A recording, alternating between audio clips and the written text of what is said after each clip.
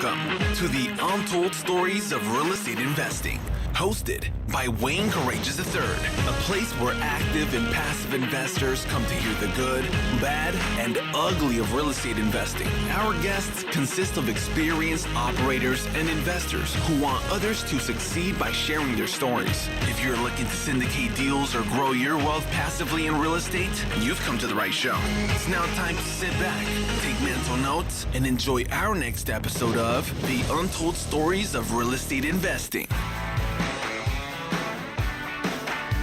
Welcome to the Untold Stories of Real Estate Investing. I'm your host, Wayne Courageous. For our next episode, we're excited to have Jorge Abreu. Jorge is a full-time active and passive multifamily real estate investor with 1,720 doors on the general partner side and over 1,400 doors on the limited partner side. Based out of Dallas, Texas, Jorge is the CEO of Elevate Commercial Investment Group and owns a construction company named JNT Construction that helps multifamily investors with their full renovations. Jorge prides himself on his family with his wife and 3 daughters. Welcome to our show, Jorge. Thank you. Thank you for having me. Really excited to have you. I've seen your post and, you're really active in so many different things. I'm sure I missed something in your bio. Is there anything that you'd like to say to introduce to our listeners before we get started? No, I think you did a pretty good job. I did start in the single family investments and then transitioned over to multifamily now. And that's about it. The rest was on point. Perfect. Well, one thing that's very unique about you is you're, I would say, an expert at due diligence construction because you've been doing it for so many years and you have your own company and you help others. So I'd like to spend a lot of time on this show digging in on those 2 important facets as, the due diligence leading up to closing is important. And then day one of owning the property, implementing that value add strategy, through construction, renovations, repositioning is key. So if you would, let's start off by, can you talk us through a typical due diligence that you would do and what are you looking for when purchasing a property? Yeah, absolutely, man. Leading up to the due diligence inspection, I feel like we do a lot of prepping. We want to see everything the owner has as far as what they've done, previous CapEx. So we kind of have an idea of the things that we're looking for. If let's say we've got record that the roofs were replaced 10 years ago, then we know we're going to inspect them either way, but we're going to pay even more attention and possibly be ready for having to replace them. So gather a lot of information. Then next thing is obviously you're going to schedule your due diligence on that day or week, depending how many units we've got. It's craziness. You got to mentally prepare for craziness. We have a ton of contractors, crews that come out, professionals that we hire to do certain things like scoping the plumbing lines, foundation, certain things where we bring in professionals to look at. Then we've got the door-to-door. We inspect every single unit. So we got to make sure we've got the manpower to get that done and to get it done organized in an organized fashion. So usually on due diligence, I myself will usually run the other contractors, the professionals, and kind of make sure they know what they're doing. I'll head up the exteriors, major component type of inspections, while I've got my team focusing on the door-to-door inspections.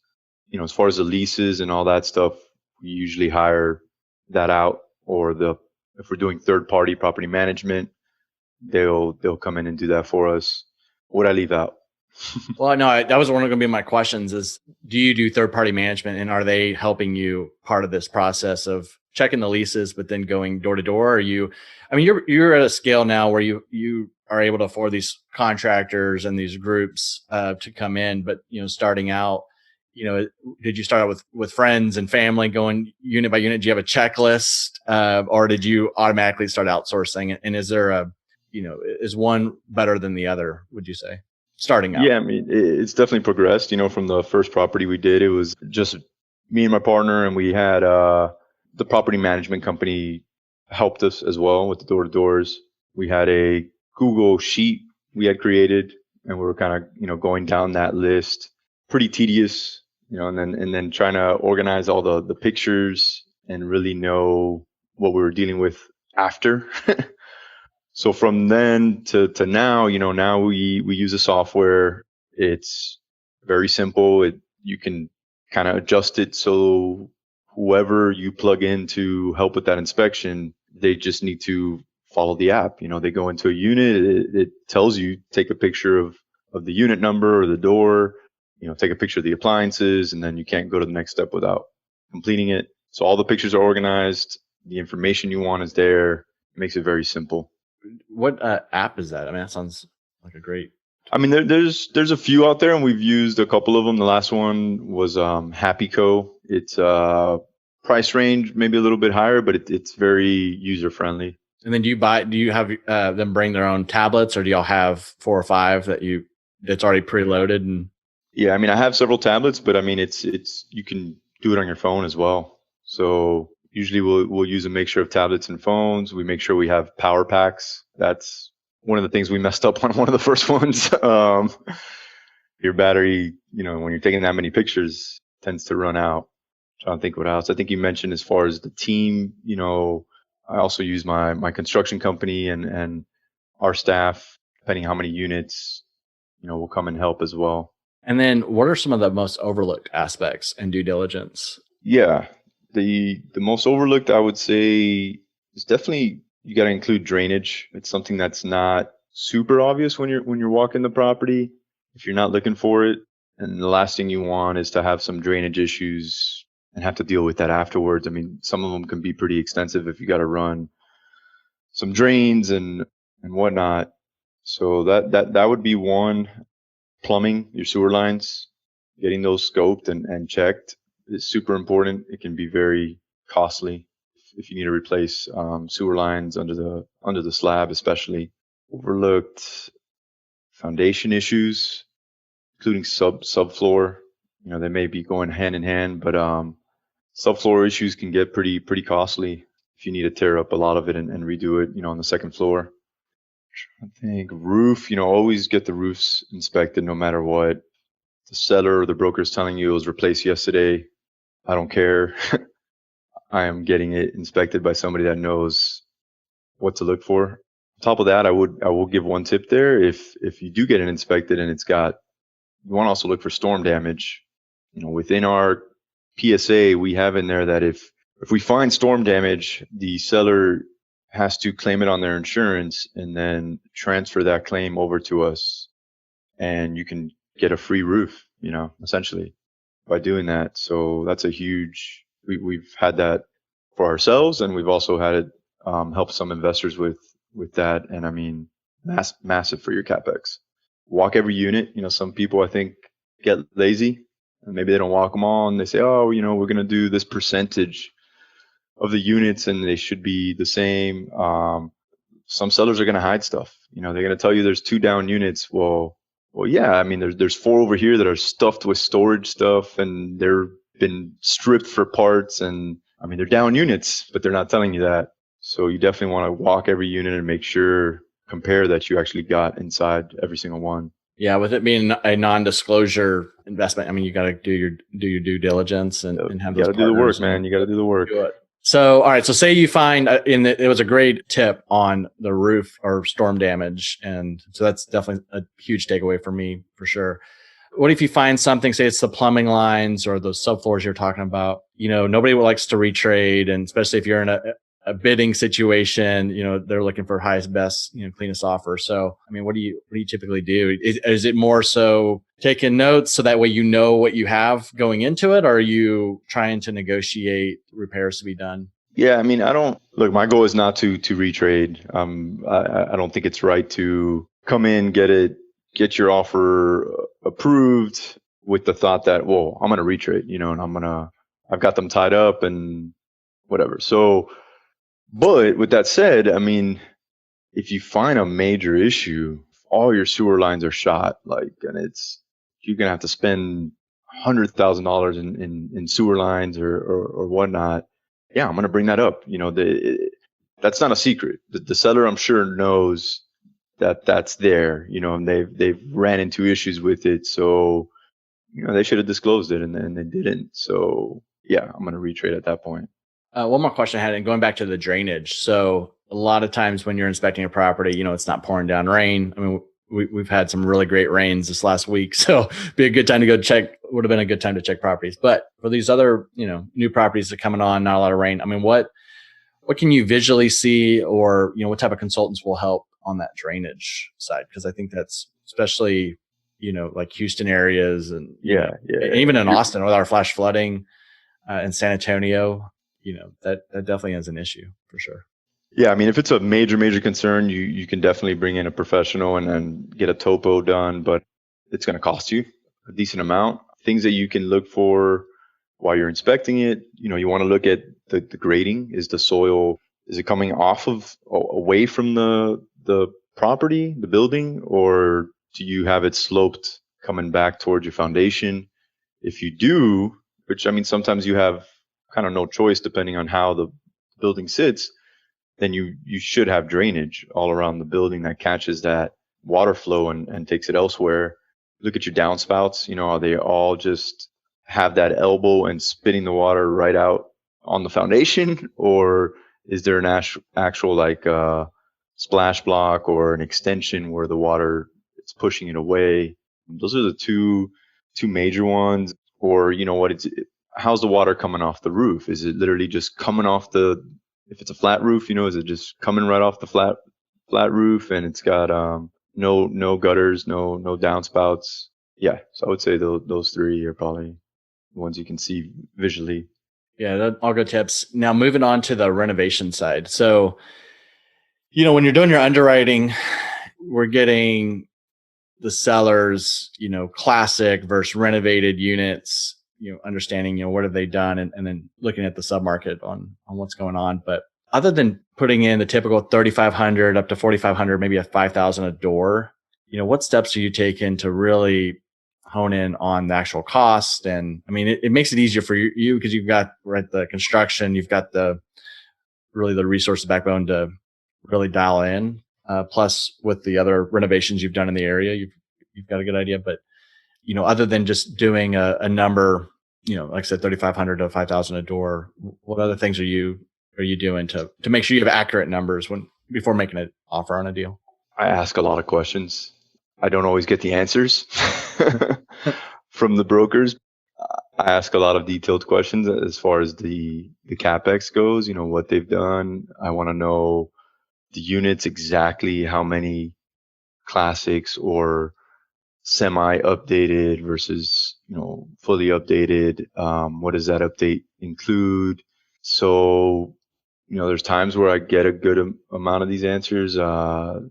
ACs and water heaters. I want to know when they were last replaced and how many. So I've got a full list that I send the broker. So I do a rough number in the beginning on the high level, right? I'm not going to waste the broker's time either. If that looks good and I'm serious about it, then that's when I start asking these questions, and I let them know, they see our track record. They see that we're serious. We've closed on deals, and then I let them know, like, look, you give me this information, instead of me just guessing some number on my CapEx, it's going to allow me to get pretty darn close and feel more confident with my offer and be able to go in higher. So they get it, and for the most part, they help me get the answers. Yeah. And so when you're taking over a property, what are your must-haves? Are you new paint, signage? Are you rebranding? So what are the must-haves, or what you are definitely going to be doing regardless of the existing condition? The rebrand depends on how bad your reputation is. I mean, I would love to rebrand all of them. It just depends on if it's within our budget or not. The paint, I mean, I can't think of a situation where we're not painting. I think that's a must-have. If we're not rebranding, we most likely are still changing out the monument sign and adding a little more character to the property, something that wasn't there before. It usually has to do with either cedar or some type of wood accent in the management or leasing office, something to make it pop. Mm-hmm. Definitely making sure that, curb appeal is there, because that at least gets prospective residents into the property, and the existing residents knowing that, hey, there's new ownership, and it's a new day. But I mean, to your point, like if you have the cost to rebrand, or if the property has a name and has a great reputation, has really good reviews, why change that, right? People in. So what are you seeing as the unit costs, like, per unit renovation cost in Dallas, Austin, San Antonio, Houston, those four markets. And really, we don't have to go to each one, but I mean, just a general cost per unit that, one can expect to renovate, assuming that it's a classic, property that needs, or a unit that needs full renovation. It's tough to answer that, depending on what level you're trying to bring it up to. Let's say you're going to replace all the flooring, be putting in vinyl plank and maybe carpet in the bedrooms, and you're going to be, let's say you're going to change out the fronts and the cabinets. You're not going to change out the base, and you're going to resurface your countertops and resurface your tub and your tub surround. You're going to be painting everything, and then you're going to have a full fixture package, lighting, plumbing, hardware. What am I missing there? Appliances, all new appliances. If you're taking it that far, you're pretty much replacing everything, and just other than the full cabinets and the countertops, but you are making them look better. You're going to be close to probably about 8 to 10K or so, maybe maybe even a little bit more, depending on the size and whatnot. And that's all inclusive. And if you're just from a value add, affordable housing, so is that number more what you see are typically on these class A, nicer properties, or are you seeing that on these value add deals as well, or affordable housing class B? Yeah, no, I mean, that's affordable housing. And if you're doing everything I just mentioned, there's things you can cut down on, if you're trying to save some of the flooring, if you're going to keep the existing cabinets and not change the fronts, if you're not going to change out all the appliances, then you can start getting closer to your 5K, 6K. When somebody tells me 3,500 a unit, it's like, what are you doing? What are you really upgrading at that point? Your package for changing out all the fixtures, if you're including appliances, I mean, that's 2,000, 2,500. I mean, yeah. What do you? Yeah. Well, and the reason why I'm, definitely asking, because that number gets thrown out a lot, but since you're in doing this every day, I mean, that's what I want to ask that type of question to figure out, what are you seeing in these markets, especially, since you've got the construction group and that's what you're doing day to day. Yeah, I can tell you for 3,500, you're not going to get much. For 5,000 to 6,000, you can start upgrading the unit, and then if you get closer to 10K, then you're really taking it to the next level.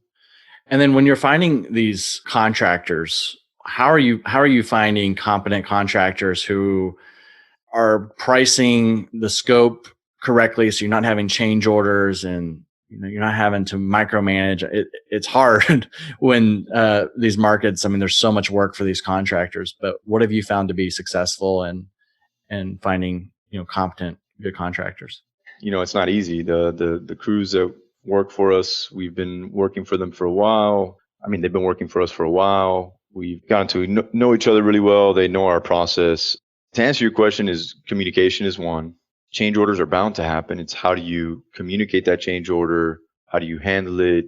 Is there an understanding where, yes, that's a change order, but you're also doing all this work for us, so I don't expect it to, I'm not going to get charged like you were just coming to this property to do that one single item. So, I think the fact that we have a lot of work makes it easy as well to get some of this stuff done. For somebody that's just trying to almost play the GC role themselves and sub everything out, it's tough, man. I mean, you're gonna run into some bad crews, and you've gotta have a process to where you don't get burned, where you're checking on it throughout the process before you're paid somebody $30,000 and they've only delivered $5,000 worth of work and now they're gone.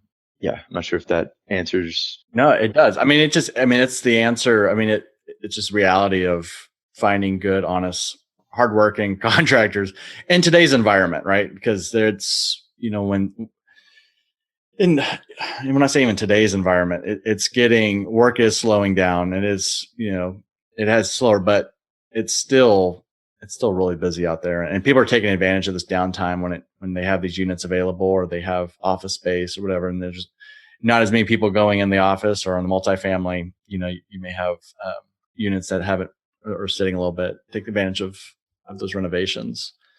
One thing that, I know on the office, the commercial side, and commercial real estate just in general, really risk management, safety, job safety analysis, these type of things are required. But what are you on the multifamily side, in your experience? Are there certain insurance coverage limits?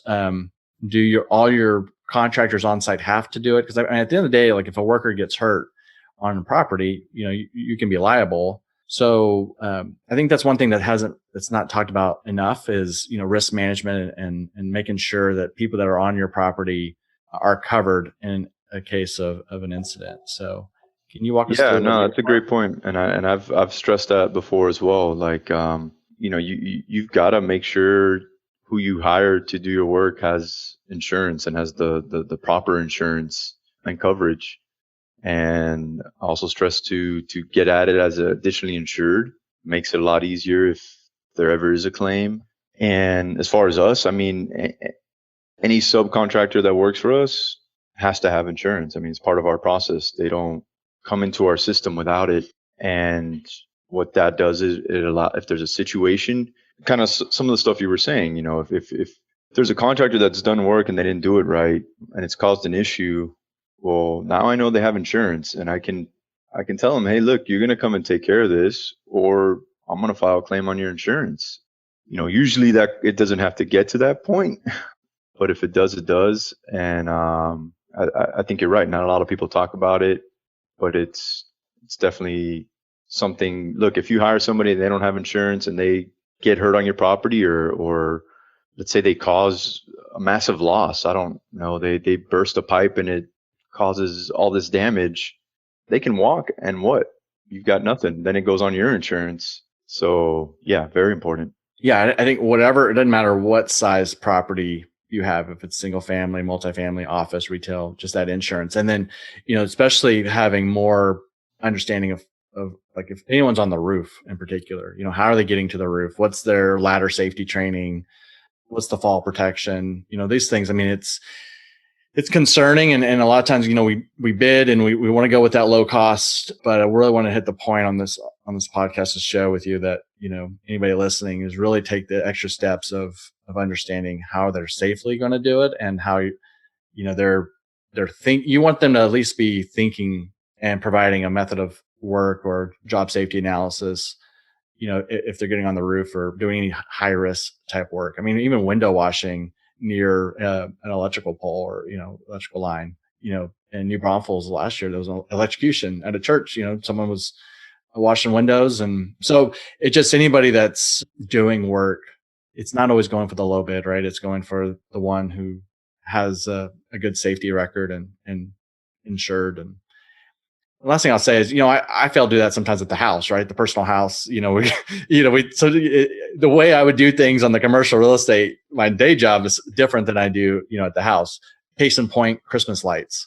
You get a quote at Christmas lights around your house. It's $1,000 to install. Or the guy next door, $250, lights included. And then I found out he was using interior electrical cords with duct tape so I had to, the property manager and me, the real estate guy, I'm like, all right, we got to do this the right way. I got important cargo in this house. So we've had to redo it with a better company. But it's weird, man. I've been fighting this ever since I opened a construction company. It's crazy how for some reason a lot of us decide to hire contractors and pay them thousands and thousands of dollars, but don't take any time actually vetting them and doing some type of research, asking for the insurance, asking how they, their safety is very important. I didn't even really mention too much of that, but if somebody gets really hurt, they can easily turn around and if you hired a GC, sure, they're going to turn around and go after the GC, but they're also going to go after the property owner. Yep, they're going to go after the pockets. Yep. So, all of our project managers are OSHA certified. Depending on the project, we do safety trainings. So very important. I agree. Well, I'm glad. Yeah, we talked more about that, and it's great to hear that your company has taken those extra steps for that for sure. So, so a few more questions here. Would love to get your take on the good, bad, and ugly of real estate investing. Having owned these properties, continuing to own, but then also on the passive side. I know it's a big question, but why do you do it, and then what are the things not so much talked about in your opinion that if you're open to sharing? Sure. Why do I do it in general? Yeah. Passive and actively. Actively, I love it. I mean, it's my passion. I like everything about it. When it comes to buying these properties, fixing them up, transforming them, bringing a community up. I've been on site and having the residents come up to me and thanking me for everything we've done. It's amazing. At the same time, I'm building a massive portfolio that should be generating good amount of wealth for myself, for my family, and hopefully for a long period of time. Passively, the returns are great. Lately, mainly the tax advantages, the tax benefits. So both, I don't know which one. I like them both, the returns and the tax benefits. Well, and on the active side, there's so much. I mean, it's like that iceberg image of, you see what's on top of the sea of, like you don't see all the work that goes. I mean, there's a lot of work that you have to, just to find that deal, right?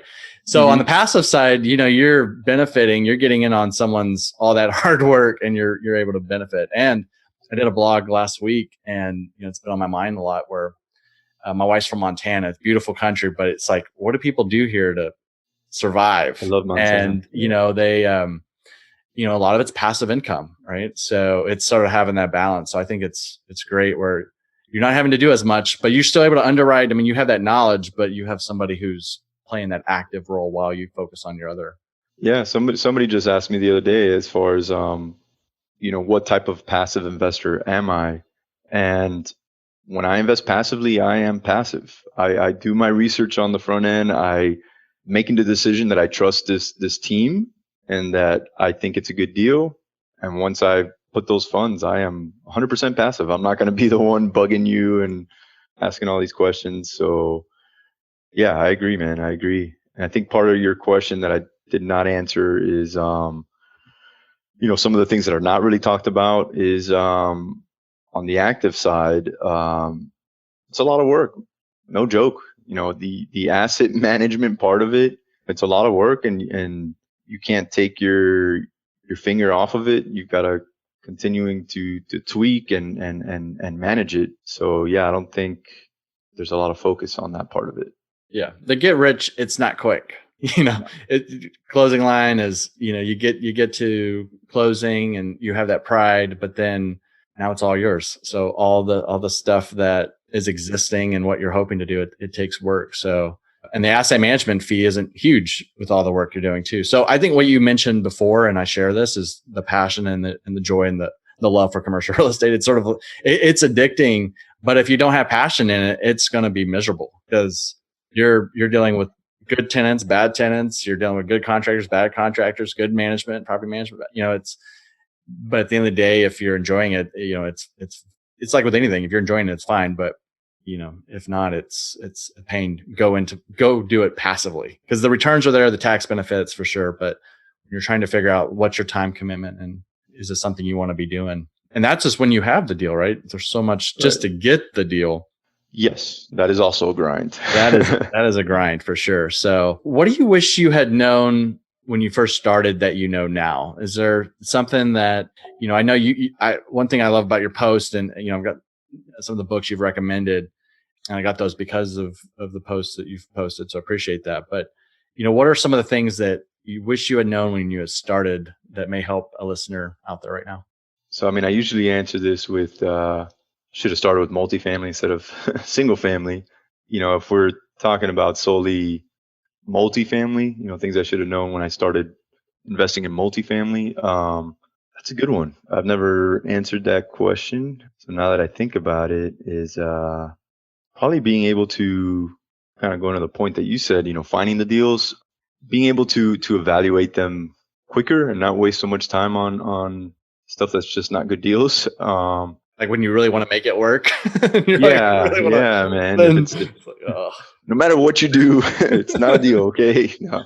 I mean, sometimes you do have to get creative and in a good way.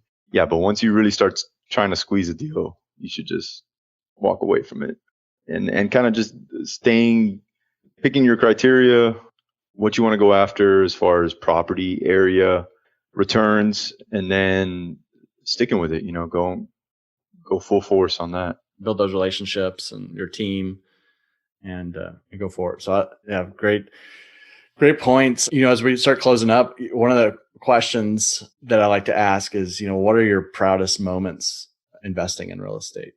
Proudest moments investing in real estate. One of them, I'll go way back, is being able to quit my W-2, having enough consistent money coming from the real estate investing to step away from that. Another one I can think of is closing the first multifamily deal was a big deal. And yeah, I'll stick with those two. Tell us real quick about your first deal. Like, how did it work? Did you get passive investors, or was it your capital? How did you make it so people could trust that you knew you could do this?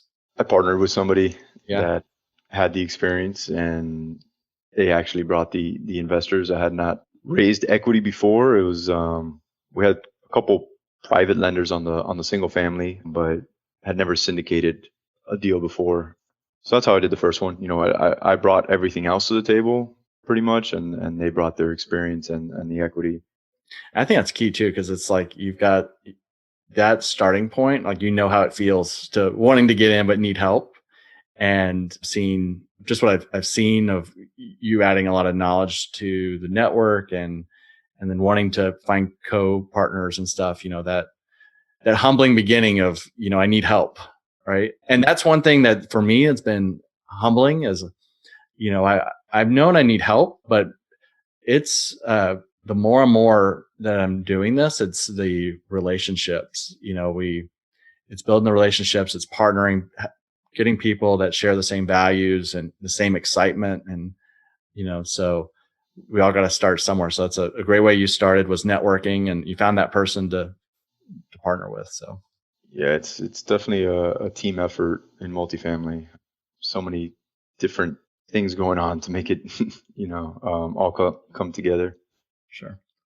So as we close up, is there anything else you'd like to share on the show or about your company, and how can listeners find you?